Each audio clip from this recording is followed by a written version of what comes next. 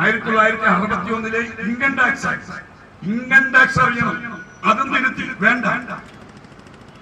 പിന്നെ ജനപ്രാതിനിധ്യ നിയമം 2010 അല്ല, ഫോറിൻ കോൺട്രിബ്യൂഷൻ റെഗുലേഷൻ ആക്ട് അതും തിരുത്തി. എന്താണ്? വിദേശത്തു നിന്ന് ആരെങ്കിലും നമ്മുടെ രാജ്യത്തെ പാർട്ടികൾക്ക് സംഭാവന കൊടുത്താൽ അത് വിദേശ മന്ത്രാലയം അറിയണം, ധനകാര്യ മന്ത്രാലയം അറിയണം. അത് വേണ്ടെന്ന് തീരുമാനിച്ചു. ഒന്ന് ആലോചിച്ച് നോക്കൂ. ഏതെങ്കിലും വിദേശത്തെ അട്ടിമറിക്കാരൻ പാകിസ്ഥാൻകാരനോ അമേരിക്കക്കാരനോ ഈ നരേന്ദ്രമോദിക്ക് ഒരു 10,000 കോടി രൂപ കൊടുത്തിട്ട് താൻ ഈ ഇന്ത്യ അങ്ങ് തകർത്തോളൂ എന്ന് പറഞ്ഞാൽ ചെയ്യില്ല എന്ന് ആർക്കും അറിയാൻ പറ്റും. ഈ 10 കൊല്ലം കൊണ്ട് കാണിച്ചു കൂട്ടിയെല്ലാം നോക്കുമ്പോൾ അതിനപ്പുറം ചെയ്യുമെന്നുള്ളതല്ല. അതല്ലെങ്കിൽ വേറൊരാൾ കൊടുത്തൂടെ? അത് തടയാൻ വേണ്ടിയുള്ളൊരു നിയമമായിരുന്നു, അതും നിർത്തി. പിന്നെയോ ഈ കമ്പനീസ് ആക്ട് എന്താ? 2013 കമ്പനീസ് ആക്ട് നമ്മുടെ രാജ്യത്തെ കമ്പനികളുടെ ചെയർമാനും MD ഒക്കെ ആയിരിക്കുന്ന രാഷ്ട്രീയക്കാർ തന്നെ ഒരു കമ്പനിയുടെ നിലനിൽപ്പിനെ അപകടത്തിലാക്കുന്ന തരത്തിൽ ആ കമ്പനിയുടെ ആസ്തി എടുത്ത് രാഷ്ട്രീയ പാർട്ടികൾക്ക് സംഭാവന കൊടുത്ത് കമ്പനികൾ മുടിഞ്ഞു പോകുന്ന സാഹചര്യം ഉണ്ടായിരുന്നു.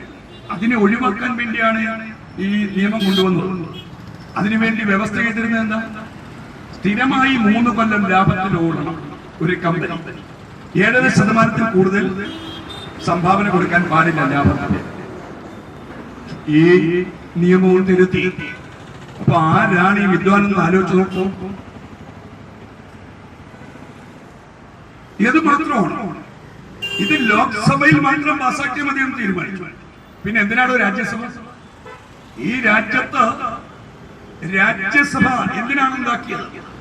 രാജ്യത്തിന്റെ എല്ലാ വിഭാഗം ജനങ്ങളുടെയും റെപ്രസെന്റേഷൻ ഉൾക്കൊള്ളുന്ന രാജ്യസഭ കൂടി ചർച്ച ചെയ്ത് പാസാക്കിയാല് ഒരു ബില്ല് പാസ്സാവൂ. അത് വേണ്ടെന്ന് തീരുമാനിക്കുന്നു നരേന്ദ്രമോദി. എന്തുകൊണ്ട്? നരേന്ദ്രമോദിക്ക് രാജ്യസഭയിൽ ഭൂരിപക്ഷമില്ല. ലോക്സഭയിൽ മാത്രം ചർച്ച ചെയ്ത് പാസാക്കിയാൽ മതിയെന്ന് തീരുമാനിക്കുമ്പോൾ ഈ രാജ്യത്തിന്റെ ഭരണഘടനയെ ലംഘിക്കുകയാണ്, ജനാധിപത്യത്തെ ലംഘിക്കുകയാണ്. അതാണ് സുപ്രീം കോടതി പറഞ്ഞത് ഇത് ഭരണഘടനാ ലംഘനമാണ് എന്ന്. മാത്രമാണോ? 2014 ഡൽഹി ഹൈക്കോടതിയുടെ ഒരു വിധിയുണ്ട്. വിദേശ സംഭാവന വാങ്ങിയതുമായി ബന്ധപ്പെട്ട് BJPക്കെതിരായ ഒരു വിധിയുണ്ട്. അതിനകത്ത് കോൺഗ്രസും കക്ഷിയാണ്. ആ വിധിയെ മറികടക്കാൻ വേണ്ടി വിദേശ സംഭാവന നിയന്ത്രണ നിയമത്തിന്റെ ഭേദഗതി മുൻകാല പ്രാബല്യം 1976 മുതലേ എഴുതി വെച്ചു. അപ്പൊ ആരാണ് ഈ വിദ്വാൻ? പ്രധാനമന്ത്രിയാണ് പോലും. ആരുടെ പ്രധാനമന്ത്രി? ഇന്ത്യയിലെ കോർപ്പറേറ്റുകളുടെ പ്രധാനമന്ത്രി, വിദേശ മുതലാളിമാരുടെ പ്രധാനമന്ത്രി, ഇന്ത്യയിലെ ജനങ്ങളുടെ പ്രധാനമന്ത്രി അല്ല നരേന്ദ്രമോദി. നമുക്ക് പറയാൻ കഴിയും ഈ രാജ്യത്ത് 2 കോടി തൊഴില് വർഷം തോറും എന്ന് പറഞ്ഞാൽ വന്നു.